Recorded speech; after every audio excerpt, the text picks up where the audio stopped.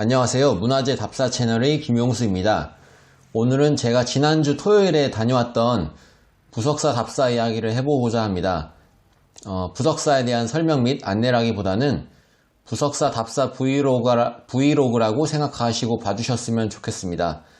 부석사에 대한 설명은 따로 나중에 영상을 만들어서 올리도록 하겠습니다.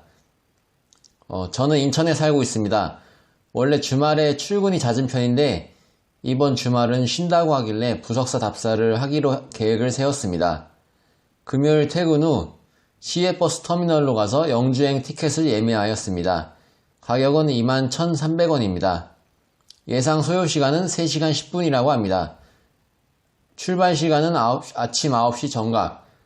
선명한 사진을 찍기 위해서 디카와 부석사 관련 책을 두 권 챙겼습니다. 미리 읽고 가야 하지만 회사 일로 바빠서 못 읽었습니다. 현장에 가서 보려고 챙겼습니다. 막상 가져가서 안 읽었다는 게 문제지만요. 막상 버스에 올라타니 바로 골아떨어졌습니다.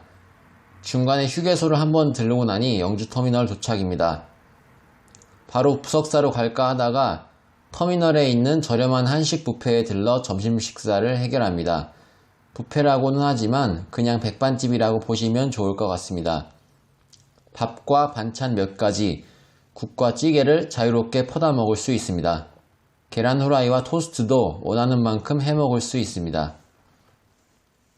반찬 몇 가지와 고추장을 넣고 비벼 먹습니다. 계란 후라이도 하나 올립니다. 먹고 나서 손님이 뜸하길래 가지고 간 책을 조금 보다가 부석사 가는 27번 버스를 타러 갑니다. 시골이라 버스가 1시간 간격으로 옵니다. 버스를 타고 가는데 들판이 누렇게 익어갑니다. 가을이 오는가 봅니다. 가다 보니 풍기읍에서 인삼축제라는 것을 하고 있습니다.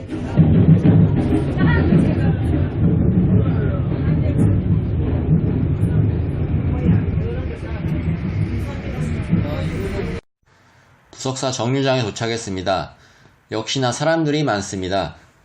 근처에 식당이 많지만 단체 관광객들이 많아서 혼자 먹기에는 눈치가 보입니다. 버스터미널에서 먹고 오길 잘한 것 같습니다. 부석사로 들어가는 초입에는 인공 연못이 하나 있습니다. 작년 11월에 왔을 때는 물을 빼놨었는데 지금은 물이 가득합니다. 부석사로 가는 길목으로 상인들이 좌판을 깔고 장사를 합니다. 거의 다 사과나 벌꿀 같은 특산물입니다. 무시하고 지나갑니다. 매표소가 나옵니다. 입장료는 2,000원입니다.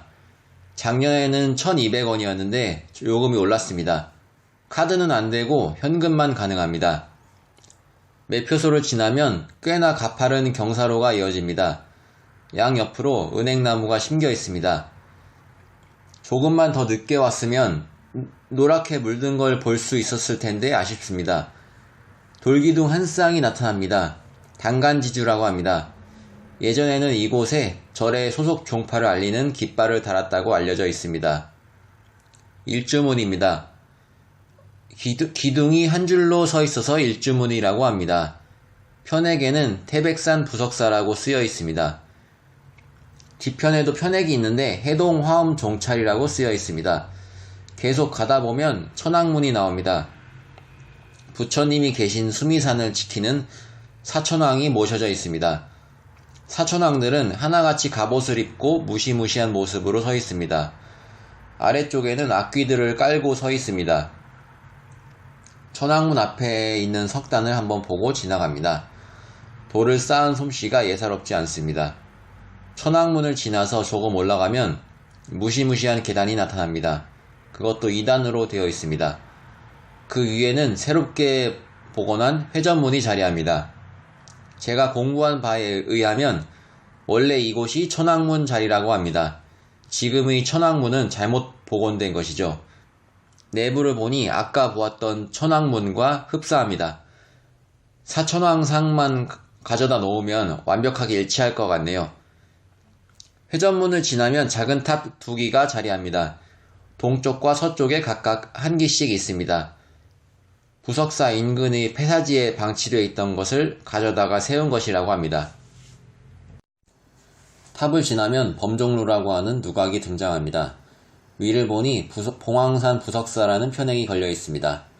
안에는 불전사물인 법고와 운판, 모거가 걸려 있습니다. 법고는 지상의 동물을, 운판은 하늘을 나는 새들을, 모거는 물속에 사는 생물들을 각각 교화한다고 합니다. 건물 이름은 범종루인데 정작 범종은 없습니다. 범종은 옆에 범종각이라는 건물에 따로 있습니다. 범종루를 옆에서 보니 지붕 모양이 참 특이합니다. 전면은 처마가 깊게 뻗었는데 후면은 처마가 없습니다. 일부러 저렇게 만든 건지 실수로 저렇게 만든 건지 궁금함을 자아냅니다. 올라가니 공터가 나옵니다. 한쪽 구석에 이름 모를 돌이 한 쌍 있는데 구멍이 뚫려 있습니다. 그 옆으로 약숫물이 흐릅니다. 또다시 계단을 올라갑니다. 올라가니 안양문이 나옵니다. 안양문을 지나치니 그 유명한 무량수전이 나옵니다. 안에 들어가면 이렇게 생긴 불상이 앉아 있습니다. 입구에 사진 찍지 말라는 경고 문구가 있어서 문화재청 사진으로 대신합니다. 무량수전의 베을림 기둥을 잠시 봅니다. 무량수전을 등지고 뒤를 돌아보니 대단한 경치가 눈에 들어옵니다.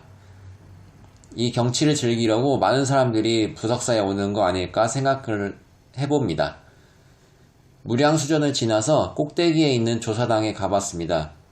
앞쪽에 선비화라고 하는 나무가 있습니다. 의상대사가 지팡이를 꽂았던 게 싹이 터서 저렇게 자랐다고 하네요. 물도 안 주는데 저렇게 뿌리를 내리고 산다는 게 신기하지 않습니까? 내부에는 의상대사의 소상과 선묘, 그리고 다른 스님들이 화상이 걸려 있습니다. 조사당에서 서쪽으로 가면 자인당과 응진전이 있습니다. 응진전에는 석가모니와 제화관라보살, 미륵보살, 16나한을 모셨습니다. 자인당에는 아까 보았던 탑 2기가 기억나시나요? 그 탑이 있던 폐사지에서 가져온 석불 3구를 모셨습니다. 내려와서 성보박물관을 찾아갔습니다. 사찰의 문화재들을 안전하게 보호하고자 만든 게 성보박물관인데요. 안타깝게도 공사 중이라 들어갈 수 없었습니다. 작년 11월에 왔을 때도 공사 중이라 관람이 불가능했는데 대체 언제까지 이렇게 기다려야 하는지 모르겠습니다. 부석사 구경을 끝내고 다시 시간 맞춰 내려와서 27번 버스를 탑니다.